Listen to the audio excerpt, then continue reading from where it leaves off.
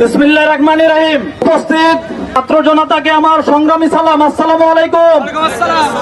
আজকে আমরা এখানে উপস্থিত হয়েছি উপদেষ্টা আসিফ মাহমুদ সজীব ভুঁইয়ার বিরুদ্ধে বিভিন্ন ষড়যন্ত্রমূলক বক্তব্য দেওয়া হচ্ছে। পুরো মুরাদনগরে উন্নয়নে বন্যা বইতেছে। আপনারা যারা সচেতন নাগরিক, আপনারা দেখেন মুরাদনগরের প্রত্যেকটি গ্রামে রাস্তাঘাট, ব্রিজ, কালভার্ট, বিভিন্ন মসজিদ, মন্দির এগুলার উন্নয়ন করা হচ্ছে। কিন্তু একদল স্বার্থন্বেষী তারা তাদের রাজনৈতিক স্বার্থ হাসিল করার জন্য প্রত্যেকটা উন্নয়নে বাধা দিচ্ছে। তারা উপদেষ্টাকে মুরাদনগরের উন্নয়ন করতে দিচ্ছে না। আপনারা দেখেন স্বাধীনতার পরে গত 54 বছরে মুরাদনগর কি উন্নয়ন হয়েছে? কোন উন্নয়ন হয়েছে? উপদেষ্টা আসিফ মাহমুদ সজীব ভুঁইয়া চায় আমাদের মুরাদনগরকে 50 বছর এগিয়ে নিয়ে যাবে।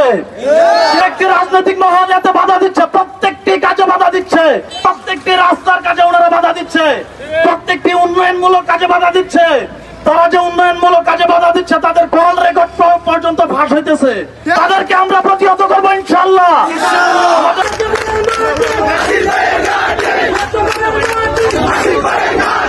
যদি মুরাদনগরে উপদেষ্টা আসিফ মাহমুদ উন্নয়ন করে, যদি 10 দিনও বেশি বর্তমান সরকারের ক্ষমতায় থাকে, মুরাদনগরে 10 টাকার হইলেও বরাদ্দ আসবে কিনা?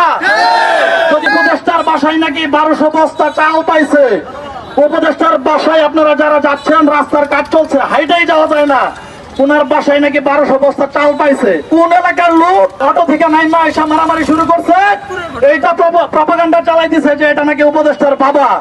আপনারা চিন্তা করে দেখেন যে এখানে পুরো মুরাদনগর বাসী এক হইয়া উপদেষ্টা আসিফ মাহমুদ সজীব ভুঁইয়াকে এখন সহযোগিতা করার কথা কিনা? এই সুযোগকে আমরা বিগত কোন সময় পাইছি? আমরা কি কোন সময় স্থানীয় সরকার মন্ত্রণালয়ে কাউকে দায়িত্বপ্রাপ্ত পাইছি মুরাদনগর থেকে? তো এখন আমরা যেহেতু উপদেষ্টাকে পাইছি, আমাদের কি করা উচিত?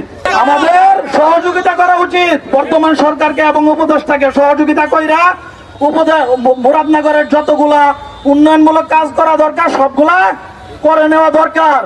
আর আরেকটা বিষয় আপনারা খেয়াল করে দেখবেন, প্রত্যেক দিন